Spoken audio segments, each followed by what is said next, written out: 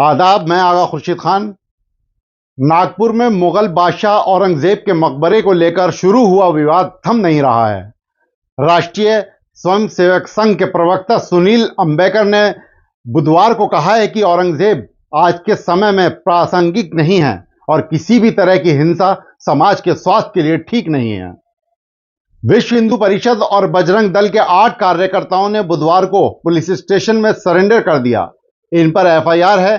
इन दोनों संगठनों ने ही औरंगजेब के मकबरे को हटाने की मांग को लेकर प्रदर्शन का आह्वान किया था। उसके बाद हिंसा शुरू हो गई थी। इन सभी को गिरफ्तार किया गया और बाद में नागपुर की judicial magistrate first class court में पेश किया गया, जहां उन्हें 3,000 रुपए की जमानत राशि पर बेल दे दी गई। औरंगजेब एक ऐसे मुगल बादशाह रहे हैं जिनके साथ इतिहास के कई पन्ने जुड़े हैं।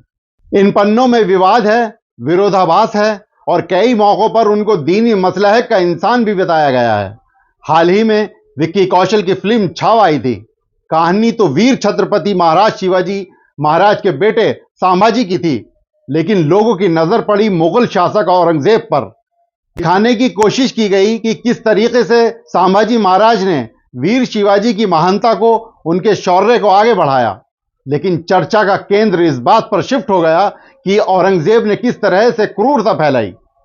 उसने किस तरह से हिंदू मंदिरों को तोड़ा। उसने किस तरह से संभाजी महाराज को यातनाएं दी।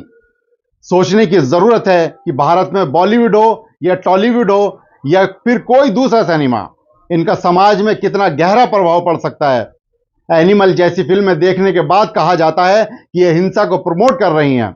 लोगों में गुस्सा भर रहा है, लेकिन जब छावा फिल्म के बाद सड़कों पर गाड़ियों को फूंका जा रहा है, जब वो फिल्म देखने के बाद एक मुगल शासक का जिन फिर जिंदा हो चुका है, बहस नए सिरे से शुरू हुई है। वैसे बॉलीवुड फिल्मों का इतिहास बताता है कि विवाद किस जन्नी भी है और कई मौकों पर सड़कों पर हिंसा शुरू करने की क्षमता भी रखती है। फिल्म चाहे उस हिंसा को प्रमोट न करे, लेकिन उस पर शुरू हुई सियासत कब एक बवाल में तब्दील हो जाए, इसके कई उदाहरण भरे पड़े हैं। सवाल फिर वही है कि बॉलीवुड या कोई और जब फिल्में बनाता है तो वो अपने कमाई के मद्देनजर रखकर फिल्म बनाता है या फिर इतिहास की सच्चाई को लेकर फिल्म बनाता है। क्या जो भी फिल्में बन रही हैं या उनमें दिखाई गई कहानियों में हर एक प्लॉट में सच्चाई है? कभी किसी ने सोचा है?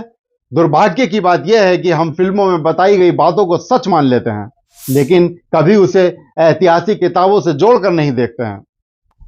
कई नई उम्र के छात्रों का मानना है कि इस तरह की फिल्मों और लेखों के माध्यम से समाज में नफरत का माहौल बनाया जा रहा है। कई बार फिल्मों का सच्चाई से कोई सरोकार नहीं होता। ऐसे में समाज में गलत जानकारी के जरिए एक दूसरे के बीच नफरत की खाई बनने की आशंकाएं बढ़ती जा रही हैं। ऐतिहासिक तथ्य बताते हैं कि औरंगजेब का शासन सिर्फ हिंदू मुसलमान की लड़ाई नहीं थी, बल्कि यह सत्ता संघर्ष और रणनीति युद्धों का परिणाम था। प्रसिद्ध इतिहासकार डॉक्टर राम पुनियानी इस संदर्भ में कहते हैं कि औरंगजेब और शिवाजी के बीच का संघर्ष धर्म पर आधारित नहीं था, बल्कि यह राजनीतिक और सैन्य संघर्ष था। डॉक्टर पुनिया बताते हैं कि औरंगजेब की सेना में हिंदू अधिकारी जैसे जयसिंह और जसवंत सिंह जैसे बड़े ओहदे पर थे। वहीं शिवाजी की सेना में मुसलमान भी उच्च पदों पर थे।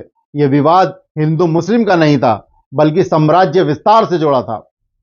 एक आर्टिकल में लिखा गया है कि भारतीय संस्कृति और मुगल साम्राज्य किताब में लेखक प्रोफेसर विशंबर नाथ पांडे, जो उड़ीसा के भूतपूर्व राज्यपाल रह चुके हैं, ये लिखते हैं कि जब मैं इलाहाबाद नगर पालिका का चेयरमैन था 1948 से 1953 तक, जो मेरे सामने दाखिल खारिज का एक मामला लाया गया जो सोमेश्वर नाथ महादेव मंदिर से संबंधित जायदाद को लेकर था। मंदिर के महंत की मृत्यु के बाद उस जायदाद के 2 दावेदार खड़े हो गए थे। एक ने कुछ ऐसे दस्तावेज दाखिल किए जो उसके खानदान में बहुत दिनों से चले आ रहे थे। इनमें मुगल बादशाह औरंगजेब के फरमान भी थे। बादशाह ने इस मंदिर को जागीर और नकद अनुदान दिया था। मुझे आश्चर्य हुआ कि यह कैसे हो सकता है कि औरंगजेब जैसा क्रूर शासक, जो मंदिरों को तोड़ने के लिए कुख्यात है, उसने एक मंदिर को यह कहकर जागीर दी कि यह पूजा और भोग के लिए दी जा रही है। वो बुत परस्ती के साथ कैसे अपने को शरीक कर सकता था? बीबीसी की रिपोर्ट के मुताबिक एक अमेरिकी इतिहासकार ऑड्री ट्रस्चके की किताब Aurangzeb the man and the myth में बताया गया कि यह तर्क गलत है कि औरंगजेब ने मंदिरों को इसलिए ध्वस्त करवाया क्योंकि वह हिंदुओं से नफरत करता था। ट्रस्के, जो कि न्यूयॉर्क के रूटजर्स विश्वविद्यालय में दक्षिण एशिया इतिहास पढ़ाती हैं, लिखती हैं कि औरंगजेब इस छवि के पीछे अंग्रेजों के जमाने के इतिहासकार जिम्मेदार हैं, जो अंग्रेजों की फूट डालो और राज करो नीति के तहत हिंदू मुस्लिम वैमनस्य को बढ़ावा देते हैं। इस किताब में वो यह भी बताती हैं कि अगर औरंगजेब का शासन 20 साल कम होता तो उनका आधुनिक इतिहासकारों ने अलग ढंग से आकलन किया होता।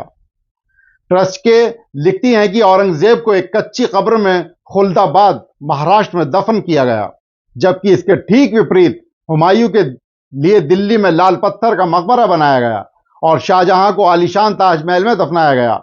उनके अनुसार यह गलतफहमी है कि औरंगजेब ने हजारों हिंदू मंदिरों को तोड़ा। ज्यादा से ज्यादा कुछ दर्जन मंदिर ही उनके सीधे आदेश से तोड़े गए। उनके शासनकाल में ऐसा कुछ नहीं हुआ जिसे हिंदुओं का नरसंहार कहा जा सके। वास्तव में औरंगजेब ने अपनी सरकार में क्या ही महत्वपूर्ण पदों पर हिंदुओं को आसीन किया।